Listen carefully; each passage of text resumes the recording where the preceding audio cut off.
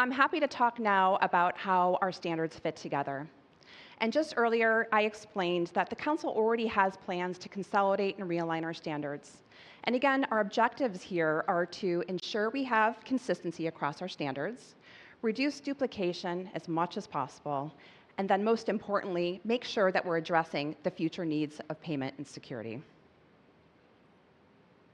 So I like to show this view because it really provides a great representation in terms of how the standards have evolved over time. So back in 2005, you can see it's a simpler time. We had just two standards, our PCI DSS and our PCI POI standards. You can also see that our portfolio, again, has grown to support 15 standards to date. Now, we've increased our standards portfolios really based upon specific needs in specific areas to address the evolution of payment technology and security. And you can also see within each of our standards, there's been a number of revisions really to address new technology that's been emerging within the payment ecosystem. So as we take a step back, we really want to address how do these standards fit together to make sure that we're supporting payment processing and security in the future. Now, this next slide, I would say, somewhat depicts the relationship between our standards. But I think it largely shows areas where we created standards to address specific requirements. So this includes requirements such as key management with our PCI PIN standard. And then in the back end, we also have our PCI HSM standard for protecting our keys. We also have a number of standards related to card production, focusing both on physical and logical security to produce cards. And then if you look at the middle of the view, you see that there's a number of standards that really address how to conduct a payment transaction. So this includes P2PE, our solution standard, in addition to PTS POI, which protects our cardholder data at the point of interaction. We also have our XPOC standards. So it's SPOC, CPOC, MPOC. These help merchants accept card member payments with the mobile device. So I'm not going to go through every standard that's represented in the slide, but the point I want to make is that each standard was really created at a certain point to address a certain need. Now, we don't want to continue with creating new standards that may replicate a part of a standard that we already have. And that's where the RFC process comes in, our request for comment process. Now, if you participate in the RFC process, you can see it's been a very busy year. You've seen over half of our standards has been addressed through an RFC this year. And this is because we're going through a process currently to really assess, do we have the appropriate standards written in the appropriate way to address security and technology that's evolving in payments. So the next several slides I'm going to show really represents how we're looking to evolve our standards to meet the future needs of payment security. Okay, so this is our current portfolio represented here in green. This is basically where we are today. It covers a lot of ground, but as I mentioned before, there's a degree of duplication across our standards, which causes some level of complexity. Now again, as we developed our standards over time, we didn't necessarily take that step back and ask the questions, what do we really need from our standards? And where is payments heading? And at the end of the day, what do we want our standards portfolio to look like in the next 5 to 10 years? So this is where we're partnering with our stakeholders, including yourself, through the RFC process and through our engagement groups as well, to really define what is needed in the future, focusing on the technology areas that need to be addressed. So I think we're now in a better position to answer these questions working with you.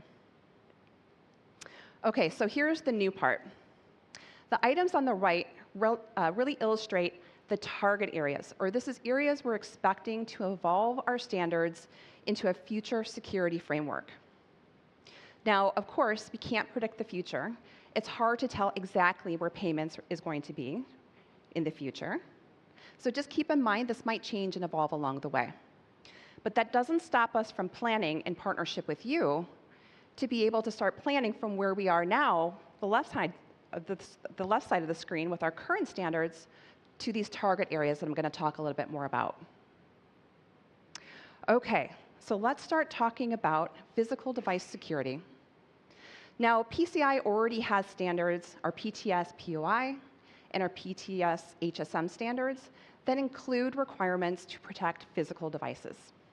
So these standards have requirements around physical security, electronic security, tamper detection, and these things are not going to go away in the future. Additionally, we're seeing more and more software being developed to conduct payments, and that software needs to run on secure hardware. So with that being said, we're going to be supporting physical device security in the future. So cryptography is a core control across most of our standards. However, it's only a useful control if you have strong key management around them. Now, PCI already has standards that have key management controls, such as our PCI PIN standard. And when we look across our broader portfolio, we have other standards such as card production, TSP, MPOC, DSS, and our P2PE standard that also have controls, key management controls within the standard. So we're looking at a target area where we have more common key management controls that can be utilized across our standards. Now, we know it's still common to make a payment with a card, but we know it's also growing and becoming more common to make a payment with a surrogate for a card, which is what we call a payment instrument. Now, as Gina noted, during the pandemic, we saw a significant shift towards our mobile payment technology rather than using physical cards.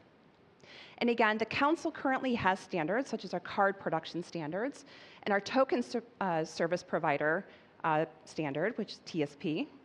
Now, the TSP standard supports creating a token on a phone in place of a funding pan. Now, we're focusing on how do we bring these standards together in a way that's more generic, and it doesn't necessarily focus on the card, because in 10 years from now, who knows if we're going to be paying with cards? We might be paying with something else. So that something else is what we're noting as a payment instrument. Now, environmental security is another core control that spans across many of our standards, primarily PCI DSS.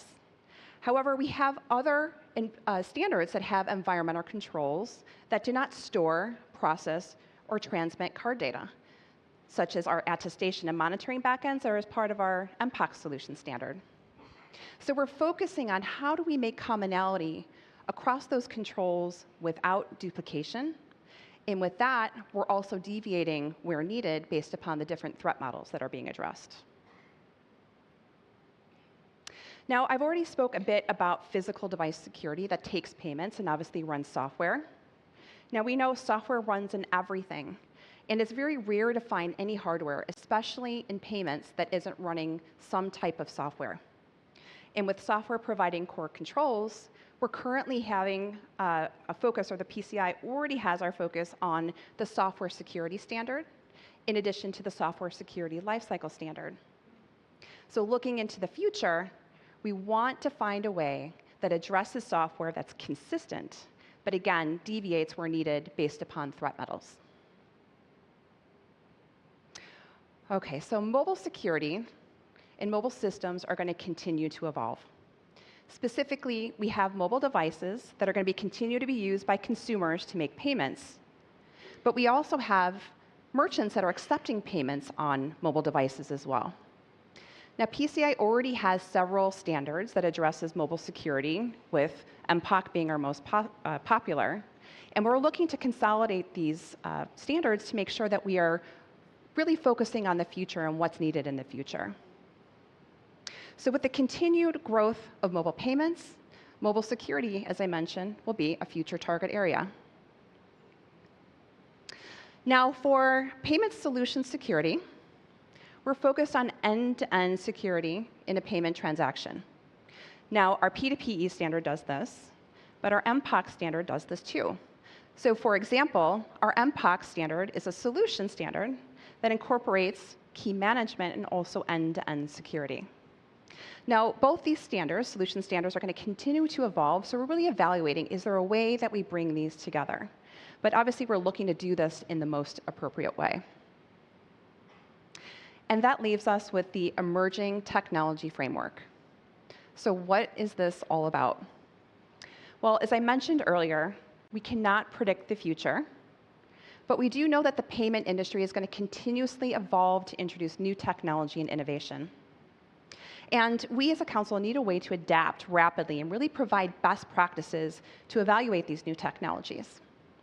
So the emerging technology framework, we're really looking at a way to leverage these core controls and also build a set of best practices to inform the development of the new technology without having to have the standard beforehand. With this, we can borrow components from other standards or other target areas to contribute towards that framework, again, that's more adaptable and flexible for use. All right, so again, the left is where we are today. The right is where we're heading. And as I mentioned earlier, we're starting to really develop more detailed roadmaps, really to evolve our standards through multiple different activities. So that includes future revisions of our standards through the RFC process we spoke about earlier. We're developing new standards such as KMO and ESS, which are going to be helping contributing towards the future.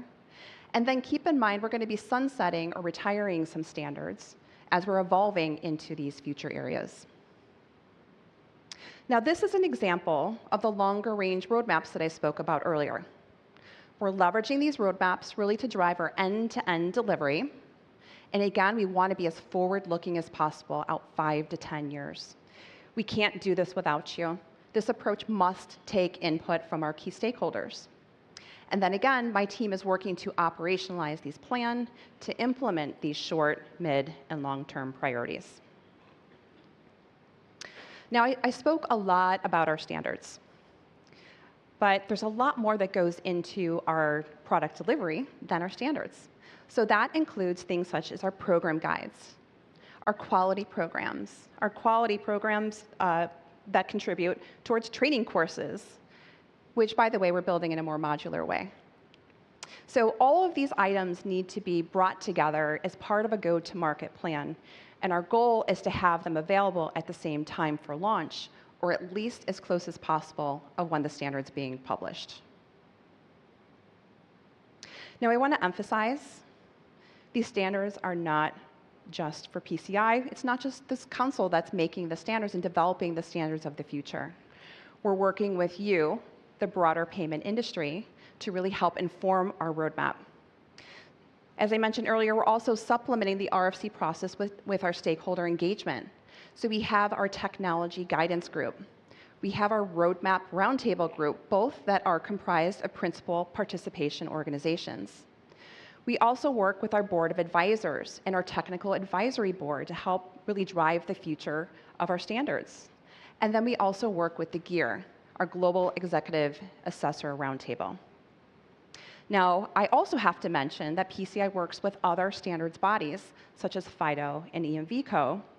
So the big picture here, you can see that we're working with the industry at large, really to work together to get it right together. So I would say there's never been a better time to engage with the council. These are your standards too. If you're at all interested in payment security, now is the time to provide your voice as we're evolving our standards. We want to hear from you. We need to hear from you. And I appreciate your time. If you'd like to discuss the future of our standards, I will be obviously around all day today and tomorrow. I look forward to meeting many of you. Thank you very much, and I'll turn it back over to Diana.